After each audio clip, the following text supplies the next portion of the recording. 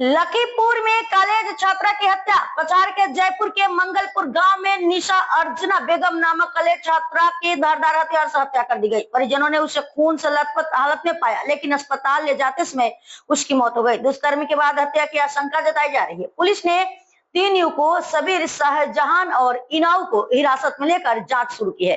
क्षेत्र में नशे के कारण बढ़ते अपराधों पर लोगों में आक्रोश है। তো গতকালকে রাত্রের ঘটনা। আজকে আমি সকালে খবর পেয়েছি।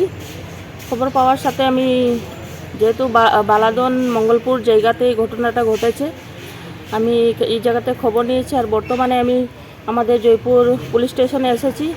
আসার পরে দেখলাম যে যাকে মার্ডার করা হয়েছিল ওনাকে এখন পোস্টমর্টমের জন্য শিলচর মেডিকেল কলেজে পাঠানো হবে এবং যিনি আক্রমণ করেছেন ওনাকে তো রাত্রেই ধরে থানাতে রেখেছেন এবং এখন এসেছেন আমাদের লক্ষ্মীপুরের সার্কেল অফিসার এবং সিডিএসপি পৃথিবীরাজ রাজখোয়া স্যার, ওনার সাথে আমার আলাপ হয়েছে এবং জয়পুর থানার ওসি রাজু দেব মহাশয় ওনার সাথেও আলাপ হয়েছেন যাতে উপযুক্ত শাস্তি ছেলেটার জন্য দিতে লাগে, কারণ এই ধরনের ঘটনা আমাদের এই জয়পুর অঞ্চলে প্রথমবার হয়েছে।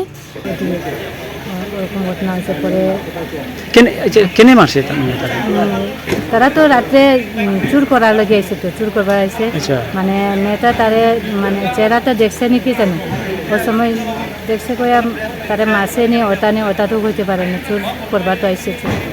একলা আছিল হে প্রথমে তো মানে মেয়েটা পালং থেকে পড়তে সময় মানে পড়ছে কয়া তার রুমে ঢুকতে সময় ছেলেগু তারা বাঁকতে সময় দুইটা তো দেখছে না, একটা তো দেখিয়া ইয়ে করছে। যেরকম আমরা মেয়েটার মুখ থেকে শুনছি, মেয়েটার মার মুখ থেকে শুনছি, তো ওইটাই প্রতিকারে আজকে আমরা সন্দীপ পিএসে ওই আউটপোস্টে আইছি। আউটপোস্টে এসআই স্যারের কাছে একটা এফআইআর দিছি।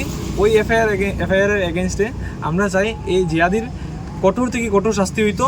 আর এটার লিগে যা কিছু করতে লাগে অখিল ভারতীয় বিদ্যার্থী পরিষদ এবং যেগুলো সংগঠন আছে আমরা সবাই মিলিয়া এটার দীক্ষার জানাই এবং এটার প্রতি আমরা যা কিছু লাগে ওইটা আমরা করবো। যত সময় না পর্যন্ত উচিত শিক্ষা পাইব এবং সাসপেন্ড হইব জিয়াদিটা, তত সময় আমরা থামতাম না।